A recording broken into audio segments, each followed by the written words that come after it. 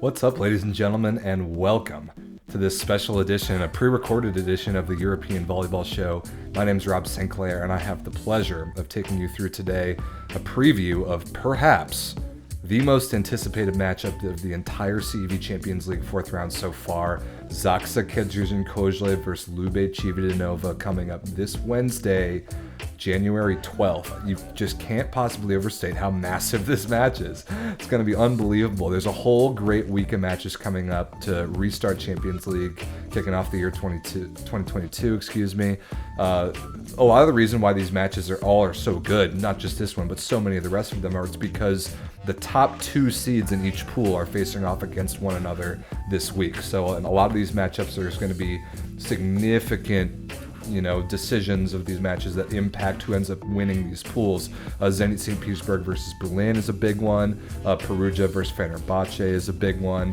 But this one, Zaksa Kędzierzyn-Koźle, the defending champions against Lube Civitanova of Italy. This might be the biggest one of them all. A rematch from last year's Champions League quarterfinal home and away series, which we'll talk about in a little bit.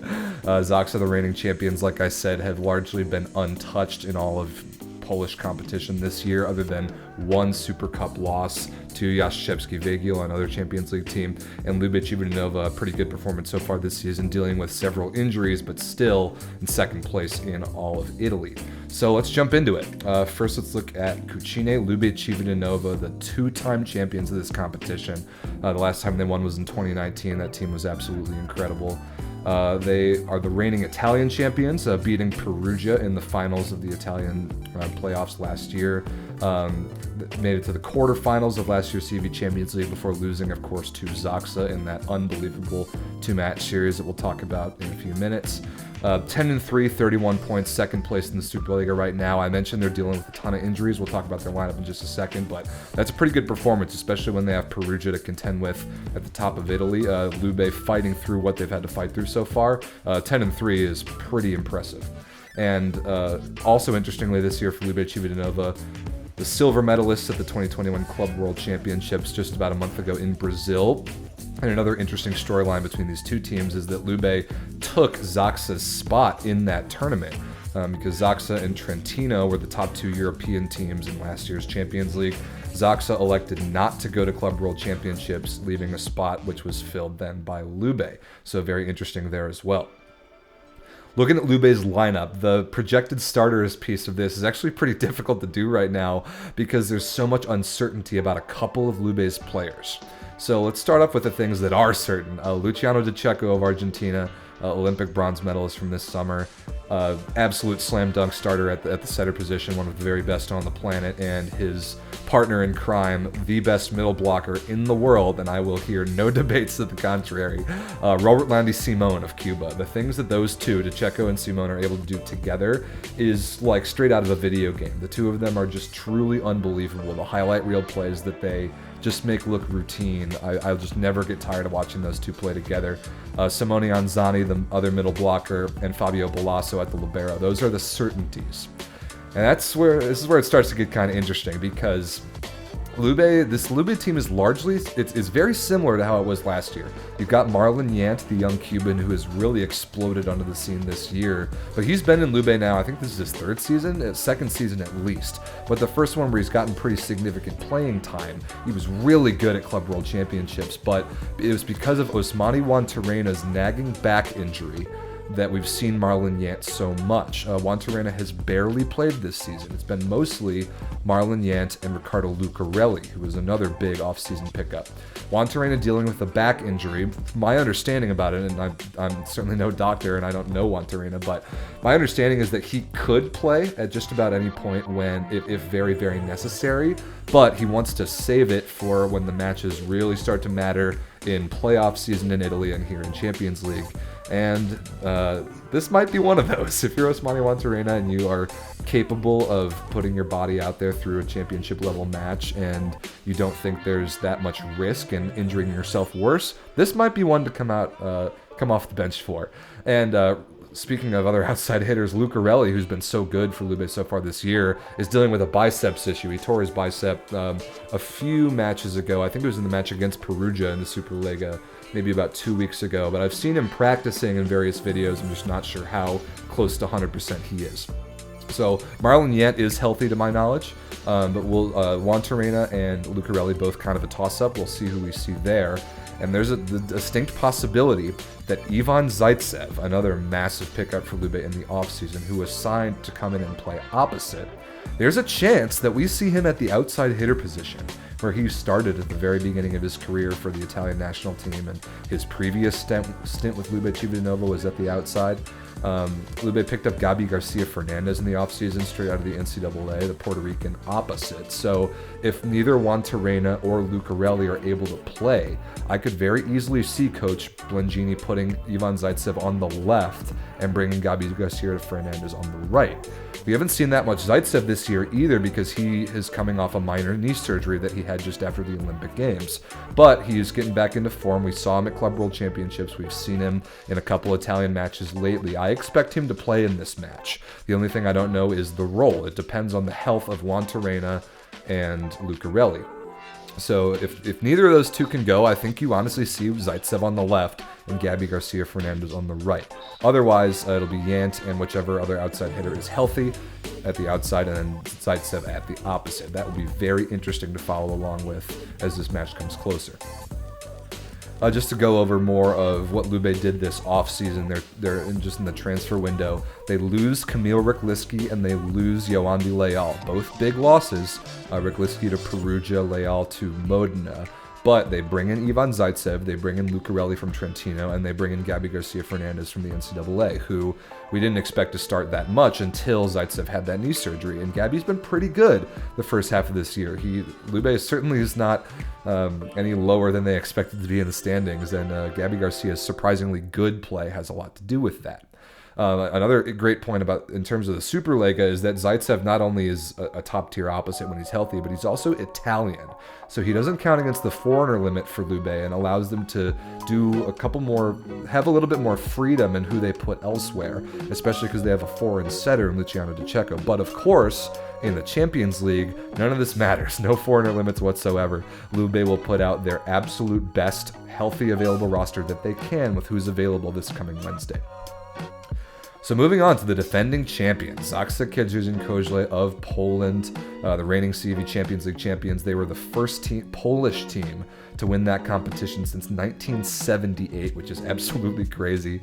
Right now, they are absolutely untouched in the Polish Plus Liga, 14-0, 40 points, like comfortably atop the standings there. I did mention that they lost in the finals of the Super Cup to Jastrzębski Węgiel, which was pretty interesting. That was the last match that they lost. And although they won the Champions League last year, they did not win the Polish Plus Liga last year, again losing to Jastrzębski in the finals. So when you talk to a couple of those Zaksa players, the significance of that Champions League win just can't possibly be overstated, how big of a deal that was. But they know that it wasn't a complete and totally top to bottom satisfying season that they had because they weren't able to finish the job in domestic competition. So interesting there, because Zaksa got the last laugh against Lube the last time they played, but Lube did win their domestic league while Zaksa did not. Projected starters here for Zaksa, significantly easier to determine. Reigning Champions League MVP Alexander Śliwka at the outside, along with Kamil Semeniuk and Łukasz Kaczmarek. Just that trio of wings really rewrote the book on what a top level, like Champions League winning level European club team can look like and play like. Those three players are absolutely essential to the Zaksa play style that we learned last year and kind of fell in love with. And I remember on the European Volleyball show in early 2021, Dan and myself just kept talking about like, all right, this Zaksa team's so good, but this style of volleyball that they play, where they play unbelievable defense, they always make the smart offensive choices like resets into the block, like hitting high hands, just really, really good out of system, but you wouldn't like describe any of them as having traditional like world-class firepower. But that, we were always wondering, is that play style, can that play style carry a team to winning the Champions League? And Zaksa answered that question resoundingly with, yes, it can.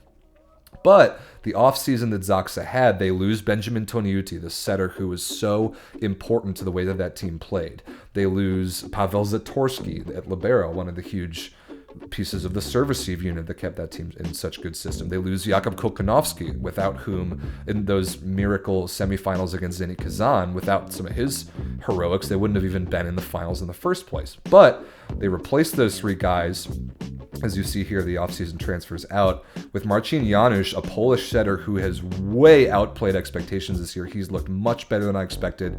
Eric Shoji, superstar American libero, and Norbert Huber, along with David Smith in the middle, all really good replacements and have totally fit right into that Zaksa playstyle. And another offseason transfer that I don't think we've talked about enough is losing coach Nikola Grbic, who left to go coach Perugia.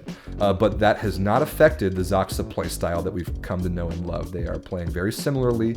The level of confidence, the level of faith in their play style and sticking to their game plan and executing what it is that they do best, that has not changed, and that will be on full display against the superpower that is Lube Civitanova this coming Wednesday.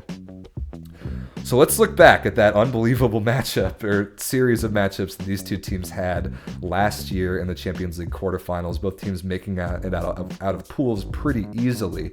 But I remember when the drawing of lots happened and we saw Zaksa's path to the finals. They had Lube Civitanova, then Zenit Kazan, then either Perugia or Trentino. Ended up being Trentino. We were like, oh my goodness, Zaksa absolutely has the gauntlet here, having to play one of the championship favorites in the first round of the playoffs. They go to Civitanova in Italy and they beat Lube on the road 3-1, a full 3-point value win. Even though they kind of got dusted in that second set, the Zaksa playstyle held up on the biggest stage in the harshest environment. However, Lube then turns it right around a couple weeks later in March of 2021 in Poland and beats Zaksa 3-0. Like, you can see those set scores, how close they were, 22, 24, and 24. But that's a 3-0 sweep, which is crazy. Just to force a golden set at that point. And Zaksa, after having been swept minutes before, come out and win an all-time great golden set, 16-14, with Łukasz Kaczmarek, the hero, acing Osmani Wantarena to win the golden set, eliminate Lube Civitanova from the competition, and advance to the semifinals. It was absolutely unbelievable. I think that match is available here on the YouTube channel. I remember doing a reaction video, like a full breakdown of the golden set at the time when it happened. It was crazy. It was one of the great Champions League matchups of all time. And we're going to get to see it again here coming up this Wednesday, which is just going to be such a treat. Essentials for the match, just to make sure everybody knows where to find it, how to follow it. Wednesday, January 12th, this coming Wednesday, 6 p.m. CET, live on this YouTube channel for free. No restrictions. A lot of the other great matches coming up this week can be seen only on Eurovolley.tv. Not this one. I expect this to be the most watched match of the Champions League so far, at the very least on the men's side. And Zaksa agrees. They're actually not even playing this match. It's in Poland, but it's not in Zaksa's normal home arena. Let me pull up the name of the arena really quickly.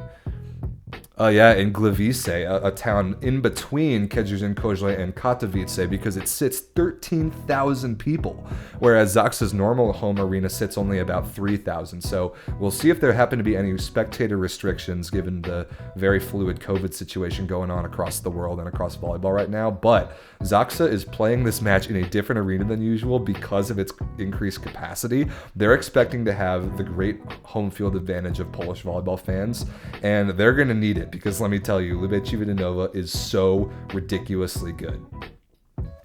So to wrap it up with kind of what I think about the match going in, Zaksa, if you had asked me about this same matchup last year, and we talked about it last year as we were previewing Lube versus Zaksa, we knew it was going to happen in that quarterfinal round. The question was, can Zaksa's play style and can their, not elite names of, those wings, they had Benjamin Tonioti, who's world class, of course, but nobody really knew who Kaczmarek and Semeniuk at least were going into last Champions League.